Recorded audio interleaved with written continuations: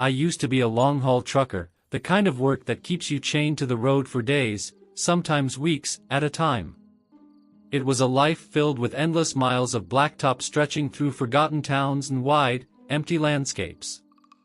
Long hours behind the wheel, unpredictable weather that could turn on you in an instant, and the constant hum of the engine as your only companion, unless you were lucky enough to have a good partner riding shotgun. And I did. My partner, Rick, had been trucking even longer than me, a seasoned road dog with calloused hands, a permanent sunburn across his neck, and an endless stash of bad coffee and worse jokes. We made a solid team, sharing the wheel, swapping stories, and knowing when to let the silence settle in. On this particular haul, we were headed back home to Illinois after a grueling rundown in Tennessee. It wasn't your typical drop and go, this one had been rough. Tight deadlines, messy cargo, and more mechanical issues than I cared to count. The kind of job that stretches tempers thin and turns hours into a test of patience. We'd been out on the road longer than we should have, running on caffeine and sheer stubbornness, pushing through the tail end of the Appalachian backroads to make good time. Now, the trailer was empty, the contract complete, and we were finally heading home, both of us sinking into that thin, satisfying edge of exhaustion and relief, that feeling you get when the hardest part's behind you, but you're still not quite in the clear.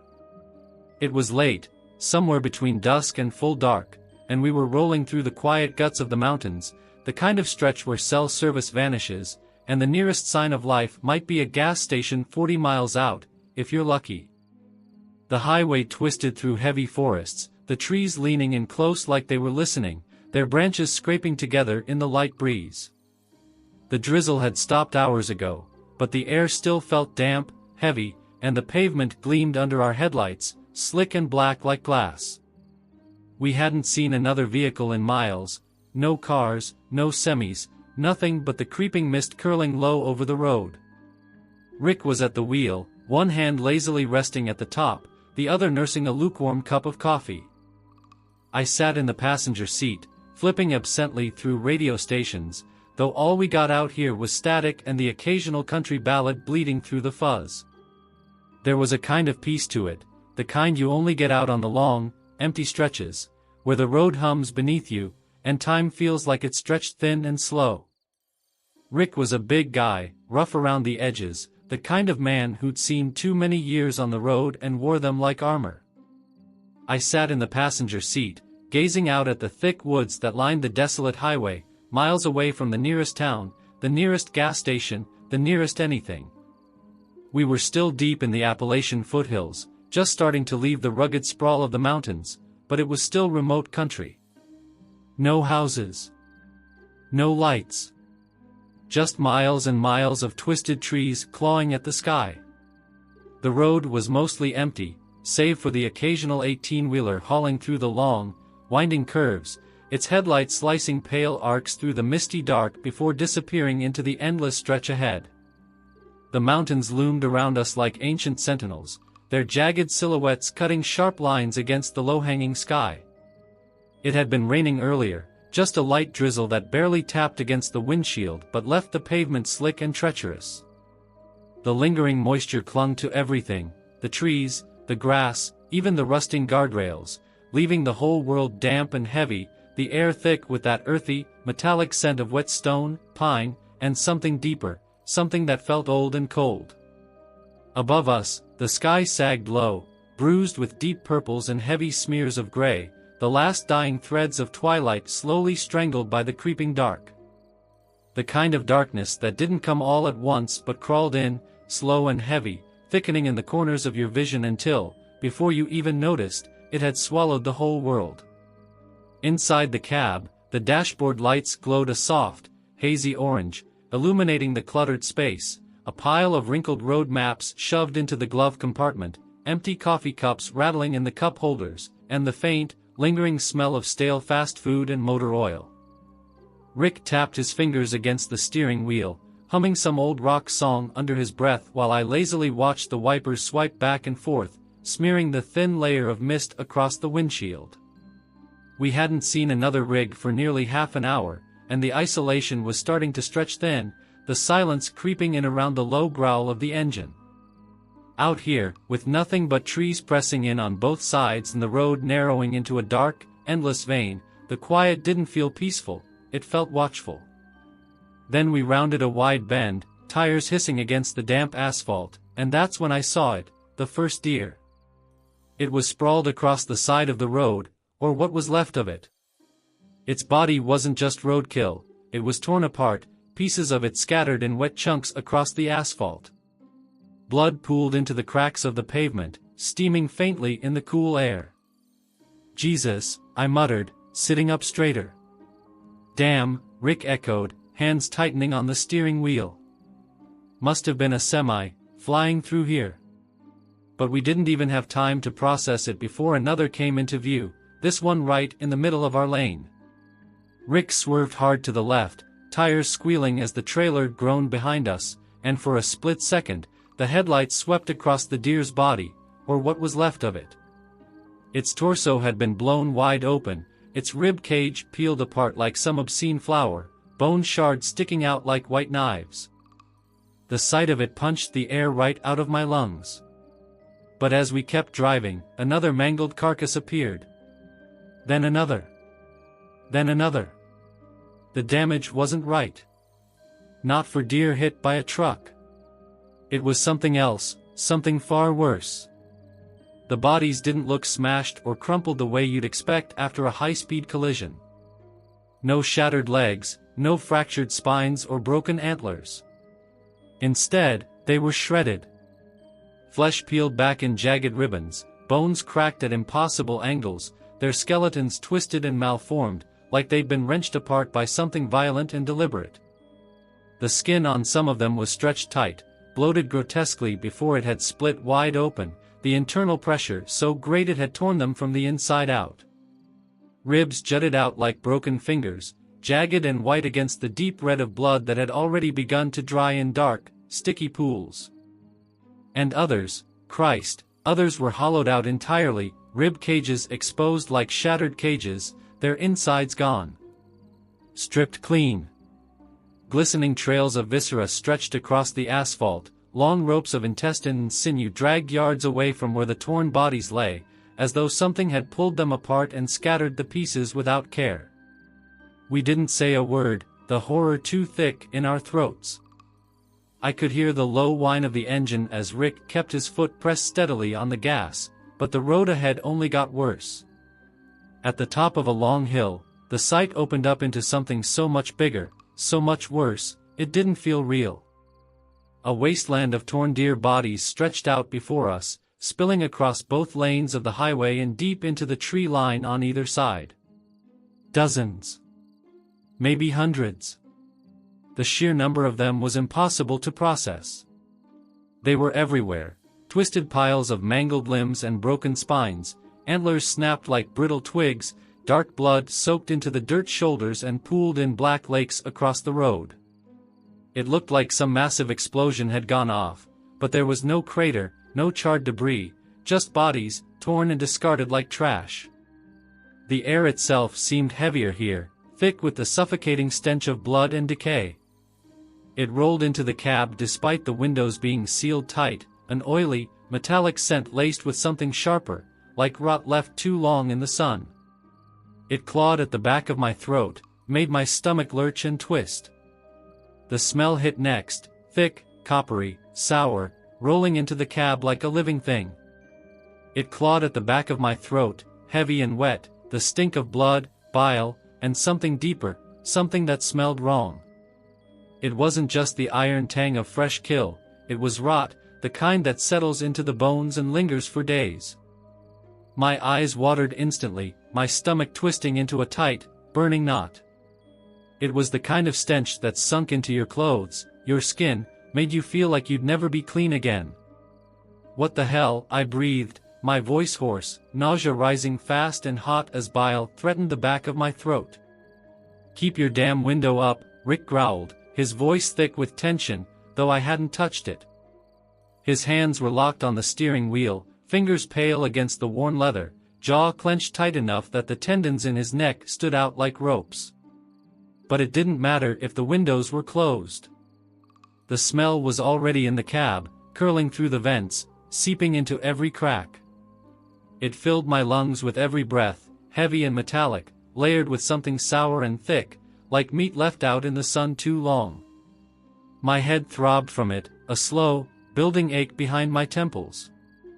Rick swerved slightly to avoid a chunk of something unidentifiable sprawled across the asphalt. Bone, maybe? Or what was left of it? But even as the rig groaned beneath us, I noticed something that made my blood run cold. There were no skid marks. No erratic tire tracks weaving through the chaos. No signs of a truck slamming the brakes or trying to avoid the herd. Nothing. The road was slick with blood, yes, dark and shining in the beams of our headlights, but there was a strange, deliberate cleanness to it. Like something had moved the bodies. The deer were split apart down the middle of the road, leaving a grotesquely clear path just wide enough for a semi to pass through without swerving. The way their bodies were splayed out wasn't random, it was methodical. As if something had pushed them aside, clearing the lane. It wasn't natural. It wasn't chaos. It was intentional. "Rick," I started, but my voice cracked. "I see it," he snapped before I could finish. His knuckles were bone-white now, his foot heavy on the gas as he tried to push the rig faster, though the road was slick and twisted tight through the hills. The tension in the cab was suffocating, thick as the smell of blood still hanging heavy in the air. The headlights swept over another pile, deer stacked haphazardly along the ditch, antlers tangled together, their hollow eyes glinting in the dark like glass.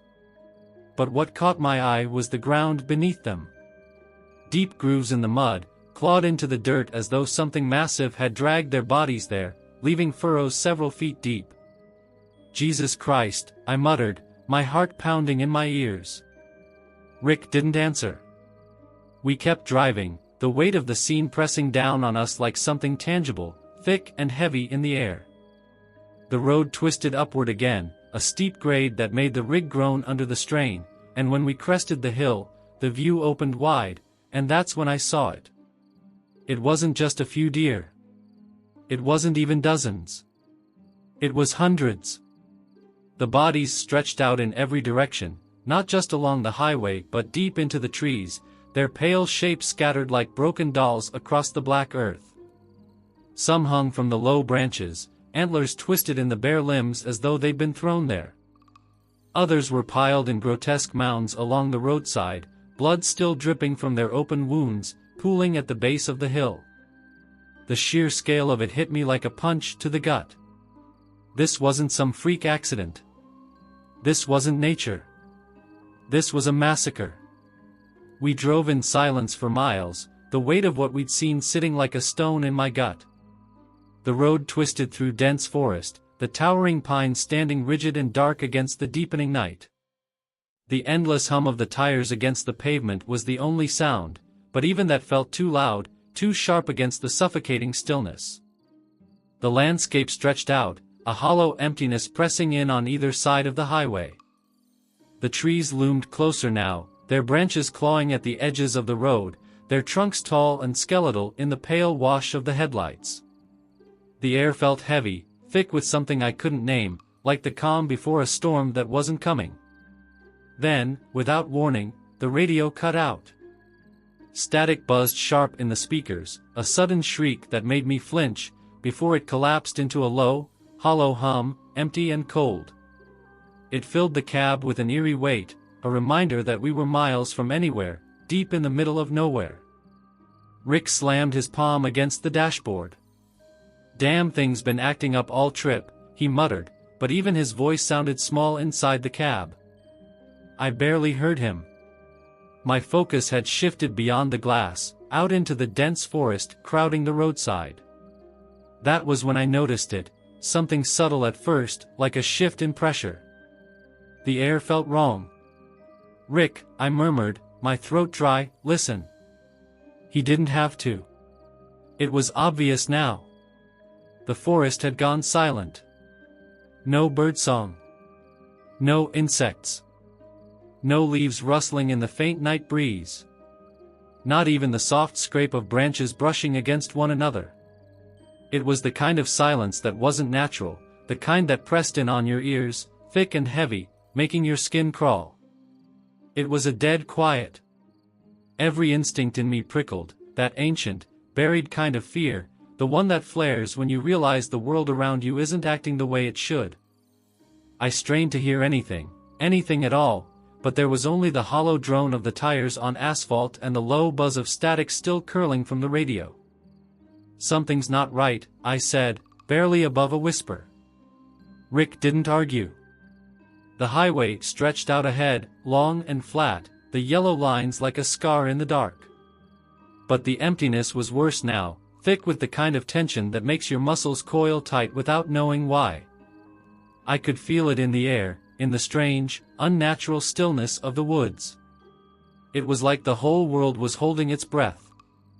Then I saw it, just ahead, on the shoulder of the road. A shape, dark against the pale gravel. At first, I thought it was another deer, another broken body sprawled by the roadside, but this one was different. It wasn't mangled or torn like the others. It was intact, rigid, its long legs bent beneath it at unnatural angles. Its head was twisted backward, antlers scraping deep grooves into the gravel, and its glassy eyes stared up into the black sky, wide and empty. Blood had pooled beneath it, dark and thick, soaking into the dirt like spilled oil. I barely had time to register the sight before something ran across the road ahead of us. It was fast. Too fast. A black blur that leaped from one side of the tree line to the other in less than a second, its form too large to be a deer but moving low, like a predator. It didn't make a sound when it landed on the other side, vanishing into the mist. "Did you?" "Yeah," Rick cut me off, his voice rough, tense. "I saw it." His foot pressed harder on the gas, the truck's engine growling louder, the vibration rattling through the floorboards. The tires hissed against the slick pavement as we picked up speed, but it didn't feel fast enough. Not out here. The darkness thickened around us, heavy and absolute, swallowing the road in inky black. The headlights cut two narrow beams ahead, but even they seemed weak, barely illuminating more than a few yards before being swallowed whole. The trees that lined the highway leaned in closer, their tall, skeletal forms reduced to jagged shadows clawing at the edges of the light, their branches arching high above like twisted fingers. Then there were more shapes. Flashes of movement between the trees, quick, sharp, deliberate. Figures darting through the underbrush, their long limbs slicing through the gaps between the trunks. They moved low to the ground, but they were tall, too tall. When they rose to full height, their silhouettes stretched thin against the darkness. They weren't deer. They weren't anything I recognized. They moved in perfect silence. No crunch of branches, no snap of twigs beneath their feet, just dark shapes gliding through the trees, impossibly fast, always just beyond the reach of the headlights. "Jesus," I whispered, my throat dry, my hands gripping the dashboard so hard my knuckles ached. "They're pacing us." "I know," Rick muttered, his jaw locked tight, his eyes fixed on the road. He pushed the speedometer higher, the rig's engine protesting under the strain as we tore down the black ribbon of highway, the trailer swaying dangerously with every curve. But the shadows kept up. I caught glimpses of them in the trees, long limbs, too many joints bending in ways that didn't make sense, heads cocked at strange angles, their forms dark against the darker woods. Occasionally, the headlights would flash against a slick surface, skin maybe, or something worse, gleaming wetly for a heartbeat before vanishing into the dark. The road twisted again, snaking between sharp embankments, the trees now towering high above us, their branches crisscrossing into a jagged canopy. It felt like driving through a tunnel, the darkness pressing in from all sides. I tried to shake it off. Told myself it was shadows, tricks of the light, maybe the headlights bouncing off the trees in the wrong way or my mind playing games after everything we'd seen. But my gut knew better. It was that deep, gnawing certainty, the kind that sits low in your stomach and twists hard, telling you something is wrong even when your brain tries to rationalize it away.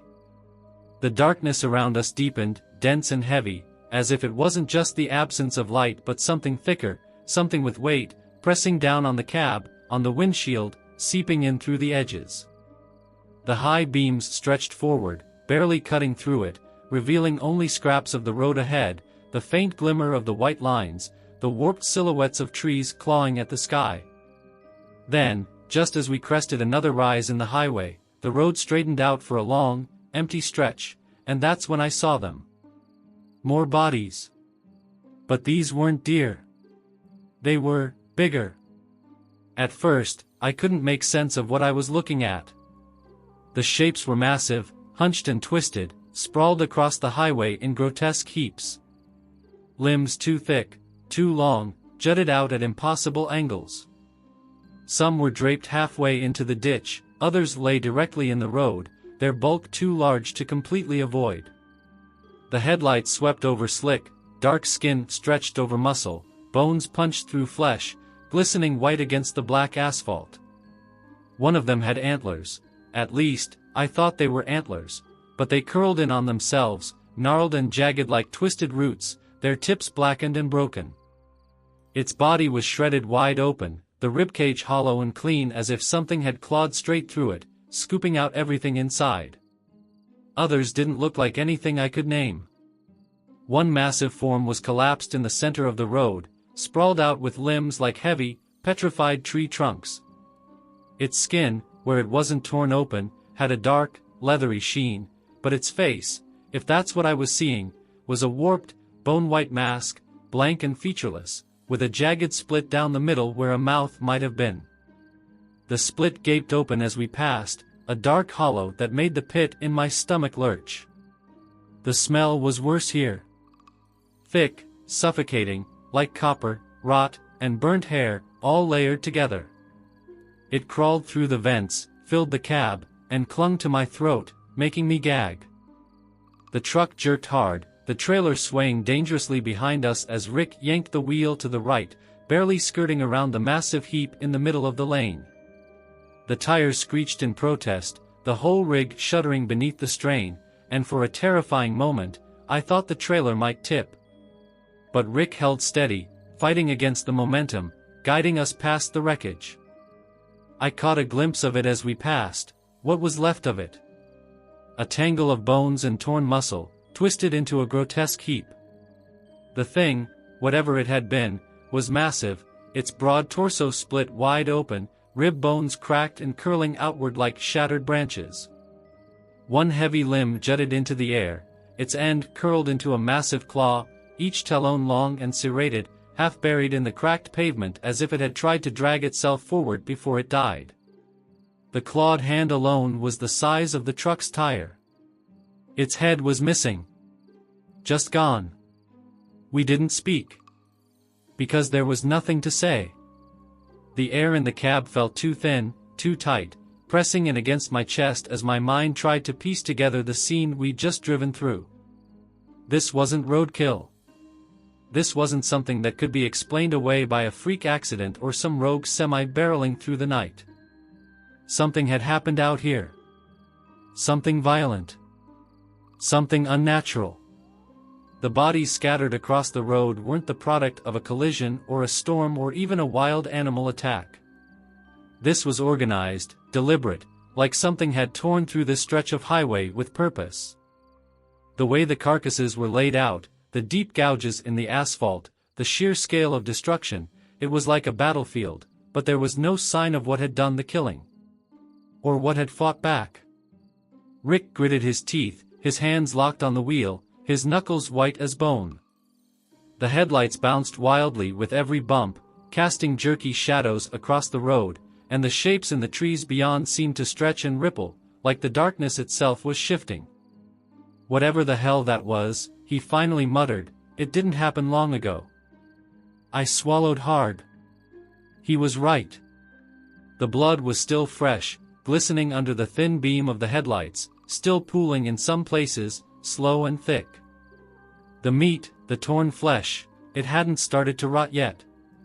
The coppery stink was sharp, burning at the back of my throat. This had all gone down recently. And worse? There were no scavengers. No vultures, no coyotes, nothing picking at the mess. The woods were still dead silent, as if even nature itself was steering clear. "Rick," I whispered, barely able to get the words out, "you think, whatever did this is still out here?" He didn't answer. He didn't need to. The weight of the silence between us was heavier than any words could be. It filled the cab, thick and suffocating, wrapping around my chest like a vice. I could feel the unspoken truth lingering in the air. Rick was thinking the same thing I was. He knew, deep down, that whatever had torn through that stretch of road wasn't done. It wasn't random, wasn't just some freak accident or natural disaster. It had been something worse, something deliberate. And it was still out there. The truck rumbled on, tires hissing over the dark pavement, but the roar of the engine couldn't drown out the pounding in my ears.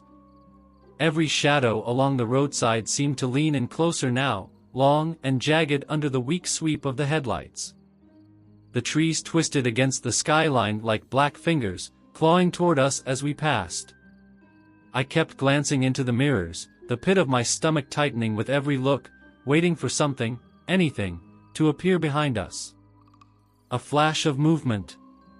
A dark figure standing just beyond the reach of the lights. The twisted outline of something that didn't belong. But there was nothing. Just the road.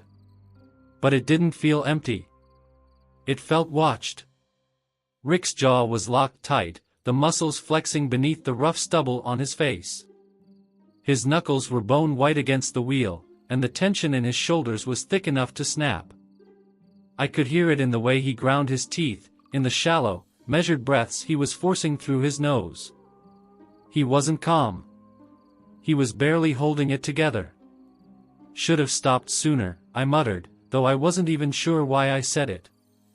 Maybe to break the silence.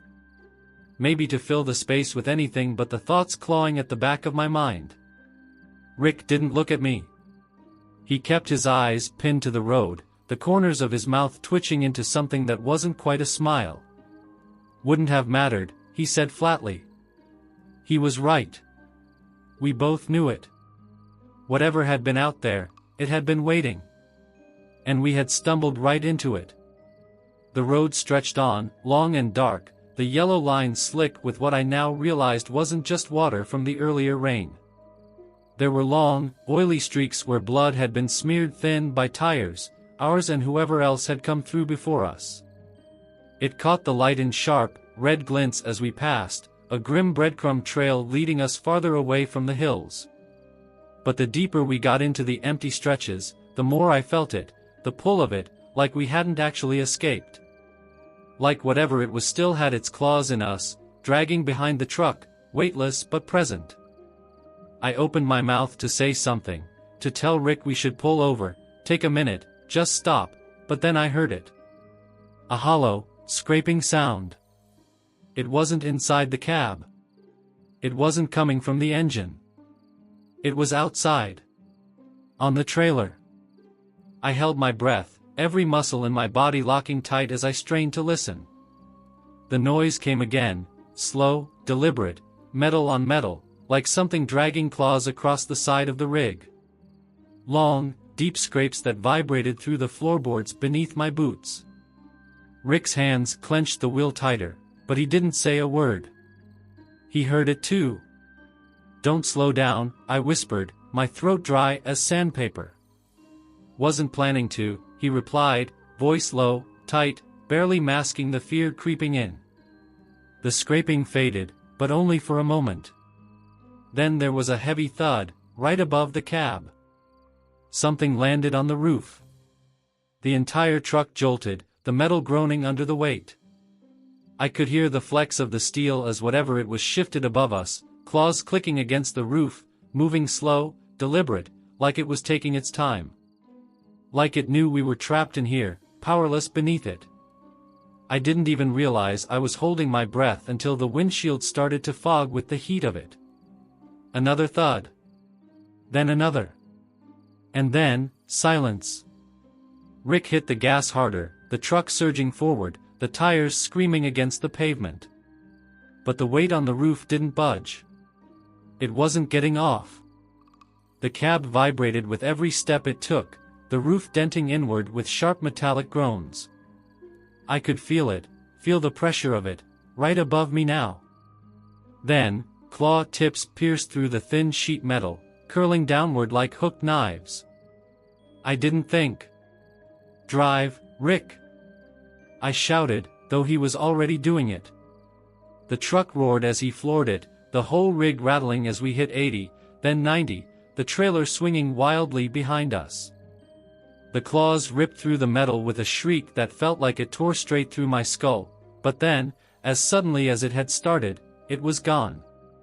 The darkness finally began to break as we descended out of the hills, the heavy shadows thinning until they unraveled into long, wispy ribbons that drifted lazily into the night. The weight that had pressed against the cab, thick and suffocating, eased just slightly, and for the first time in miles, I felt my chest loosen enough to take a real breath. The road behind us stretched empty, blacktop gleaming wet under the beams of the taillights, framed by dark trees that now seemed still, ordinary even. The towering pines no longer leaned in with that suffocating closeness, no longer seemed to watch. There was nothing in the mirrors but highway, the ghostly shimmer of the yellow line snaking back into the hills we just escaped. No more bodies. No claw marks. No broken, twisted shapes in the road. No shadows moving in the trees. Just open highway. But it didn't feel right. It didn't feel over. Neither of us spoke. The radio, dead for so long, hissed softly with static again, the signal weak but there, like it too had been holding its breath this whole time. Rick's hands were still tight on the wheel, his eyes fixed dead ahead. The tension in the cab hadn't lifted, not really. It lingered, heavy and raw, like we'd passed through something we weren't meant to see and somehow come out the other side. It was another hour before we pulled off the highway, the bright glow of a lone gas station flickering in the distance like a beacon. The sign above the pumps buzzed weakly, the E in open, flickering on and off, the only light for miles. Rick didn't say a word as he pulled the truck into the lot, the brakes squealing as we finally, came to a full stop. The moment the rig stilled, the silence hit me hard. My ears rang with it, my body still vibrating with the leftover adrenaline that hadn't quite burned out. The smell of blood still hung faintly in the air, even here, miles from the carnage, clinging to the back of my throat like smoke. It didn't make sense, but none of it did. We sat there for a beat, the truck idling beneath us. Then Rick reached for the keys and killed the engine. The cab went dead quiet. Neither of us looked at each other. We got out, the cool night air hitting me like a slap, fresh and clean in a way it hadn't felt back in the hills. It should have been a relief. It wasn't. My hands were still shaking as I lit a cigarette, the tip flaring bright against the dark, the smoke curling into the air in thin, broken streams. Rick didn't say a word. He just walked around the rig, checking the tires, the trailer, anything to keep his hands busy. But I saw it, his shoulders were stiff, his steps uneven. He was just as wrecked as I was. We never talked about it again. Not that night. Not after. Not ever. It hung between us, though, thick and heavy, every time we passed a certain mile marker, every time the highway curved too close to the edge of the hills again. We both started taking different routes, longer ones, less efficient. Rick didn't say it, but I knew. He wasn't going back there either. As for me, I stopped taking jobs that sent me through those mountains. Didn't matter if the pay was better, didn't matter if it was supposed to be a simple haul. I wouldn't go back. Wouldn't risk that stretch of road. There was something out there, something old and mean and patient. Something that hadn't been done when we passed through. Sometimes, late at night, when the roads stretched out long and empty, when the CB's gone quiet and the hum of the tires is the only sound left, I still catch myself glancing into the mirrors, half expecting to see those shapes again, dark figures sliding between the trees, something tall and thin pacing the edge of the highway, waiting for me to slow down. And sometimes, I swear I do. Sometimes, the darkness on the horizon looks just a little too heavy, the tree lines a little too close. And in the stillness, I remember the weight of that silence, the stench of blood thick in the air, and that shape that moved too fast, too wrong, just beyond the reach of the headlights. And I wonder, how close did we come to not making it out? And worse, what if we didn't? What if some part of us never left that stretch of road? What if something followed? Because some nights, I'll be lying in my bunk, far from those hills, and I'll wake up to the sound of claws, scratching, slow and steady, somewhere just beyond the thin metal of the cab. And the air? It still smells faintly, ever so faintly, of blood.